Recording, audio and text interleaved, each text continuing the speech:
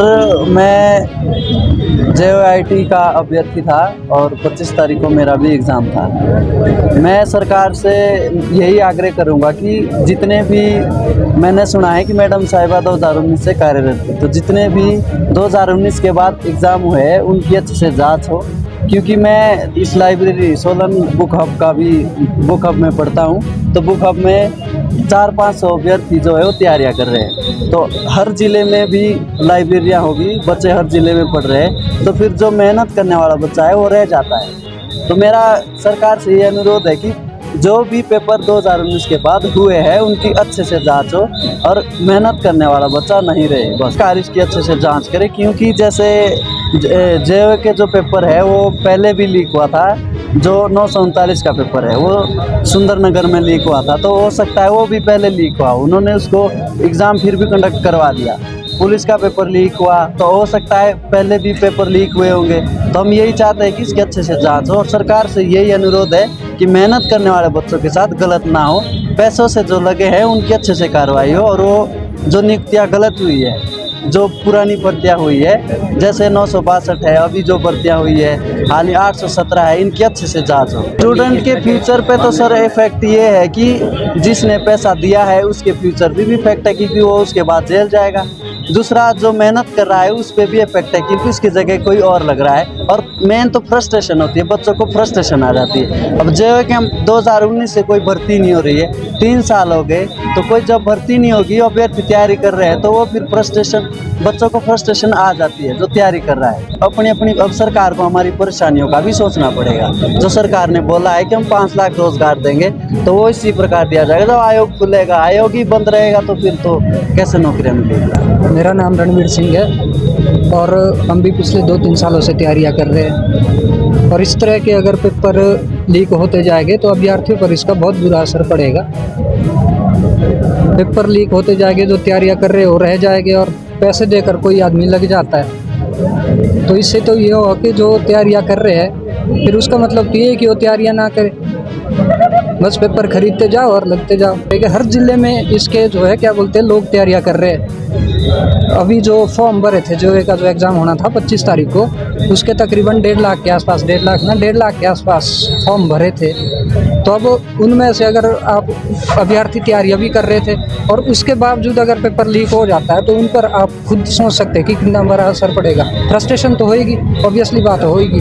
वर्तमान सरकार से बहुत उम्मीदें है। पूरे प्रदेश ने अगर सत्ता परिवर्तन किया है तो सरकार से बड़ी उम्मीद है, और वर्तमान के जो मुख्यमंत्री है वो इस पर बड़ा कड़ा एक्शन ले रहे हैं, और हमें उम्मीद है कि जो ये अपराध कर रहे हैं, ये कार्य कर रहे हैं, उनको बड़ी से बड़ी सज़ा मिले, और आने वाले समय में बहुत जल्दी जो ये पेपर लीक हुआ है और बहुत जल्दी इसका पेपर सेटअप करें और इस पेपर को तुरंत से जल्द करवा दें।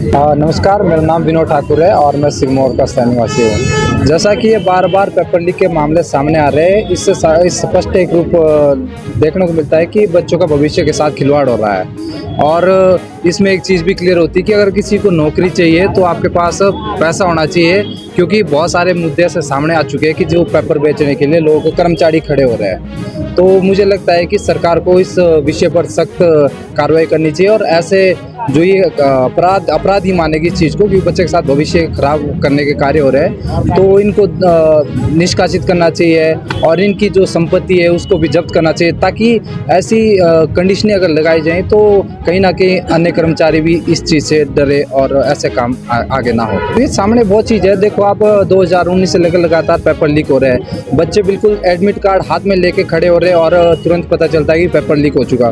तो कहीं ना कहीं एक ऑफिशियली जो कर्मचारी है उनके बीच में एक थोड़ी स्ट्रिक्टनेस होनी चाहिए, और जो भी उसमें कर्मचारी होते हैं, पदाधिकारी होते हैं बड़े बड़े, उनको अपने कर्मचारियों के ऊपर बड़ी नज़र रखनी चाहिए, और एक प्रोटोकॉल के तहत जो पेपर हमेशा सेटअप होते हैं तो उसके ऊपर बड़ी निगरानी रखनी चाहिए, ताकि पेपर लीक होने से बचे। सर, मेरा नाम आशीष भारद्वाज है और मैं तकरीबन 2016 से एस्पिरेंट रहा हूँ।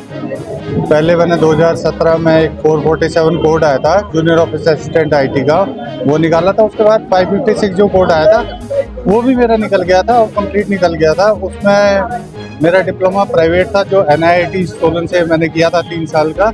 तो उस डिप्लोमा के रिगार्डिंग जो कुछ केस हुआ उसके रिगार्डिंग बाहर कर दिए गए, और जो उसके बाद एग्जामिनेशन देते रहे, हमने 817 दिया, उसमें भी केस ही लगा रहा।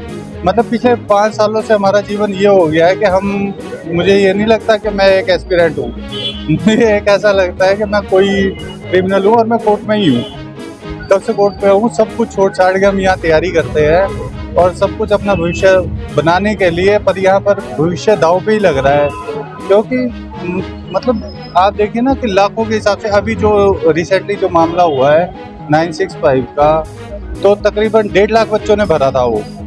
उससे पहले पुलिस वाला हुआ था, उससे पहले और भी उन मैडम के पास तो कई सारे पेपर्स और भी मिले हैं। तो जो ये सिस्टम है, इसको मतलब ऑनेस्टी के साथ देखने की बहुत सख्त ज़रूरत है। और जो सरकार ने फैसला लिया है वो भी बड़ा सही लिया है, पर हम ये चाहते हैं कि इसमें कम से कम कुछ हो, कुछ निकले कि भाई क्या क्या हुआ है क्या नहीं हुआ। हम तो असमंजस में ही है कि हमें पता ही नहीं है कि हुआ क्या है, कि सारे पेपर लीक किए। अब जो कट ऑफ्स है वो इधर ही हाई जाती है, जिसमें हम मतलब ये सोचते हैं कि हो जाएगा, पर एंड टाइम पे होता नहीं, हम रह जाते हैं।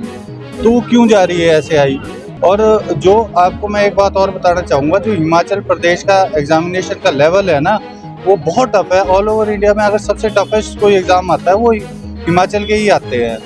फिर भी उन एग्जामिनेशंस में भी अगर किसी के 80-80, 85-85 नंबर आ रहे हैं तो वो एक सोचने का विषय है। सारे कोई जो हम एस्पिरेंट्स हैं तो तैयारी कर रहे हैं, हमारे को भी नॉलेज है, हमारे को पता है ऐसे नहीं आ सकते। तो मैं सरकार से तो हम यही चाहेंगे कि भाई हमारा कुछ फैसला कीजिए कि हम तो आधे तो मझधार में ही हैं। जैसे मैं पिछले 5 सालों से मझधार में हूँ, ना मैं फेल हो रहा ना मैं पास हो रहा हूँ।